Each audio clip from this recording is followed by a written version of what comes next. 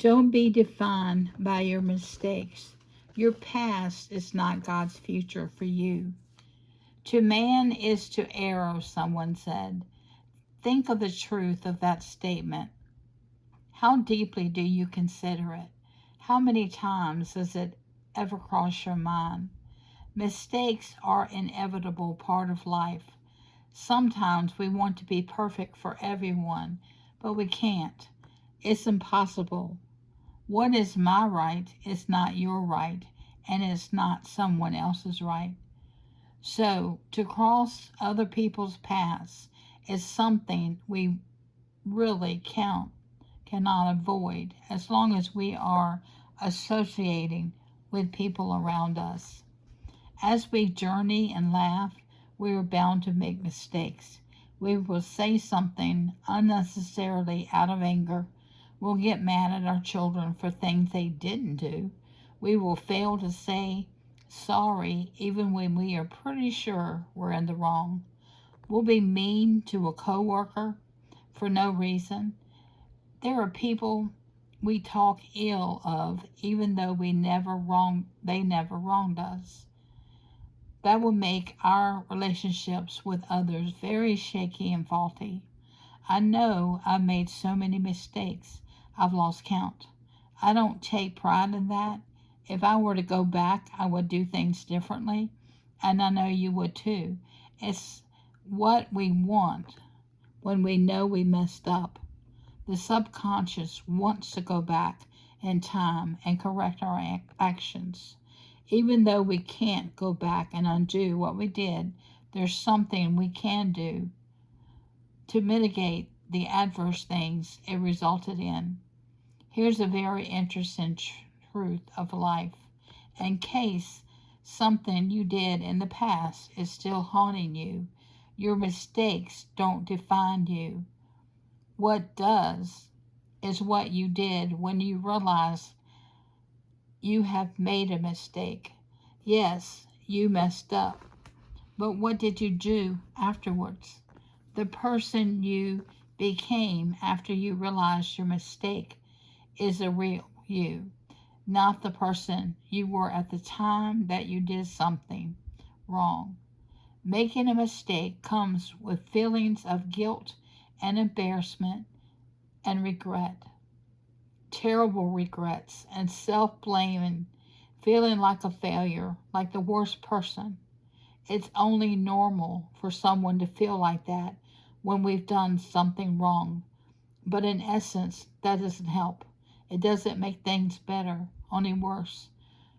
What do you do after you have tripped and fallen? After you failed once or twice or the third time? After you fumbled? After, out of ego or self-importance and selfishness, you hurt someone who was always very genuine with you. What happens when you work tirelessly day in and day out on a project and you failed it still? What do you do when you start a business? Sometimes down the line, things just don't work out. What do you do out of anger?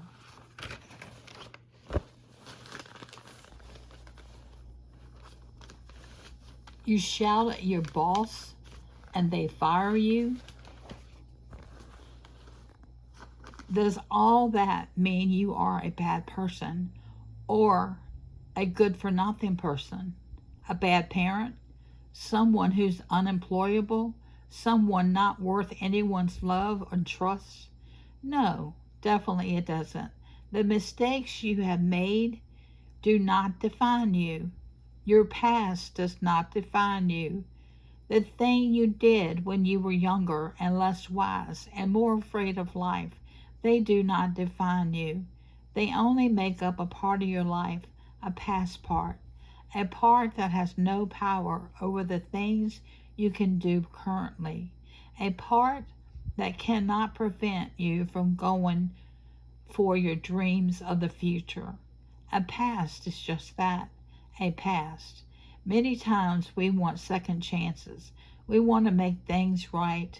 We want people to trust us one more time when we have realized we did was wrong and we're willing to make things work this time around. We are committed to seeing things through. Whatever it takes is what we will do. But do we really mean it? Most of the time, people have already forgiven us. They have already given us the benefit of the doubt. They understand and they're willing to give us those second chances.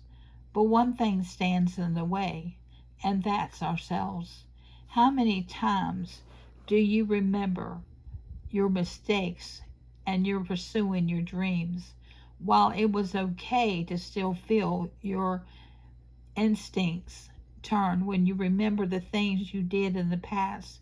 It's not okay to let them stand in the way of your dreams. It is okay to squirm in embarrassment when topics come up, but it's totally wrong to let that bury your vision. There's so many people with pending degrees, dormant business ideas, people that want to have in their lives again, but they are lacking the courage to initiate that. So much untapped productivity, letting it go to waste simply because some single mistake got them off their feet. It made them doubt their capabilities. It made them fear trying again. They have already labeled themselves as failure. I'm not going to be competent enough for this career, or maybe I'm not skilled enough to run that business, so I can't raise a happy family. This topic is too complex for me. Do you have an idea you're pulling yourself back by saying limited by your past? Do you know how big your potential is that you carry? How much better and farther you can go if you just stop worrying about how many times you failed in the past. Rise up and try again as a wiser person. The only thing you should pick from your mistakes is lessons. Lessons from your mistake. Do not let them define you. You're a much better person than your mistakes. You're getting greater. You are smarter and wiser than you were back then. A whole different person. Someone who has a different way of thinking and is handling situations now. A growing person. What are the most valuable things you have learned in life? They probably came from mistakes. Mistakes is how you grow, how we gain wisdom, enlightenment, or various matters of life. They are how we make ourselves better. See, your mistakes are making you a better person, not to the contrary. View them as valuable teachers that are a major contributor to who you are now. See them as giving you maturity and an increased understanding of how the world operates. They let you know the things you can and cannot do, when you can do them, and to whom or with whom you can do them with. Feel the embarrassment or regret to whatever past mistakes you feel, but don't let them keep you from pursuing your goals. Wake up and rise higher than your mistakes. Go out and try again. The thing that you failed in the past, due to mistakes, try again and again and again and again. Nothing will heal that pain of a mistake faster and better than going back and doing that same thing again, but only better. This is the best revenge you can take on your past failures. A man's courage is not determined by how many times they fall, but how many times they rise up after falling. Winners are people who simply refuse to be confined by their past. People who refuse to let the mistakes define them. People who are willing to go beyond the mistakes and to dream more. A single mistake is not worth your entire life. Stop focusing on what you did and start focusing on what you're doing right now. The slip of the tongue, the miscalculation you did, the opportunity you missed, all of those are not who you are. You are not your mistakes, so don't let them define you. Just pick up the lesson and let them guide you and your future deeds and decisions with the Lord's guidance. This is the best thing your last mistake can do, helping you make no more informed choices. Everyone makes mistakes, illiterate to the literate, to professional, and then to the children, to adults, men and women. Everyone has a mistake that they made. So some have been able to outlive this while wallowing in the aftermath of what they did. The difference is all how we handle these mistakes. Failures is only an event, not a reality. When we fail, the most courageous thing we can do is to rise up and go beyond our mistakes. The Bible in Proverbs chapter 24, verse 16, encourages us to rise again when we fail or when we fall. It says, "For though a righteous man may fall 7 times, be still, get up, but the wicked stumble in bad times." Even God is not happy when you let go of your dreams simply because you took the wrong step. He wants you to try again. Just because you sinned once doesn't mean that you throw away your salvation altogether. You can always come back to Him and make things right, just like the prodigal son returned to the father's house.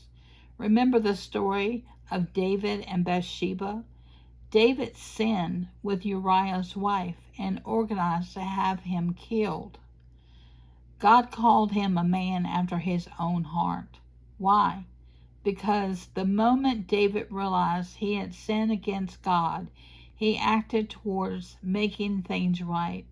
Yes, he felt very broken and remorseful, but feeling self-pity was not the only thing he did. The Bible says he knew of his predicament. He prayed and fasted and petitioned God to have mercy on him and his son. His son might have died, but the fact that David realized his mistake and apologized is what softened God's heart into giving him another son by the same lady.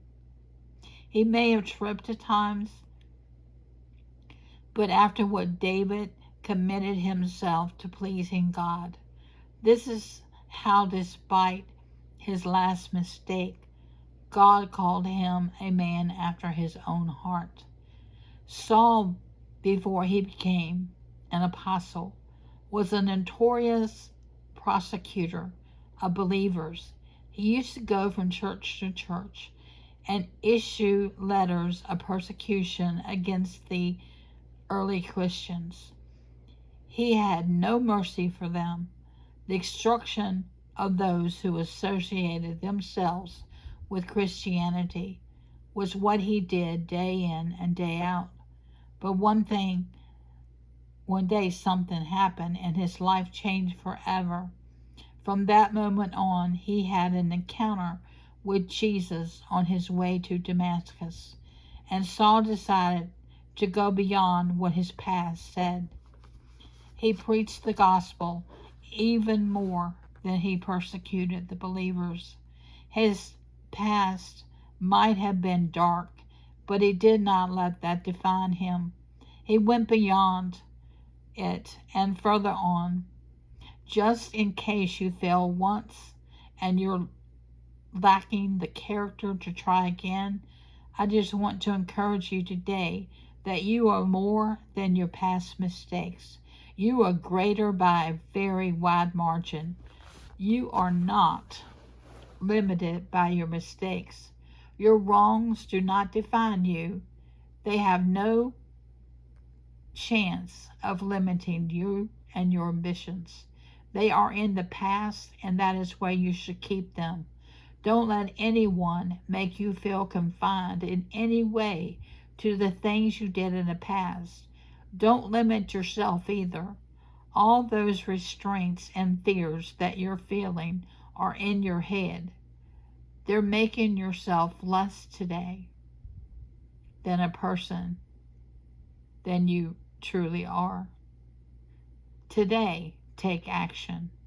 A move towards doing what you couldn't before, going beyond your failures and challenging yourself to new levels. Don't let your mistakes define you. Instead, strive to do better each and every day. Take up the challenge against yourself. Your past doesn't define or limit you. What does, however, is what you're going to do right now. Is it a step in the positive or negative direction? Whatever you do, don't let your mistakes define you.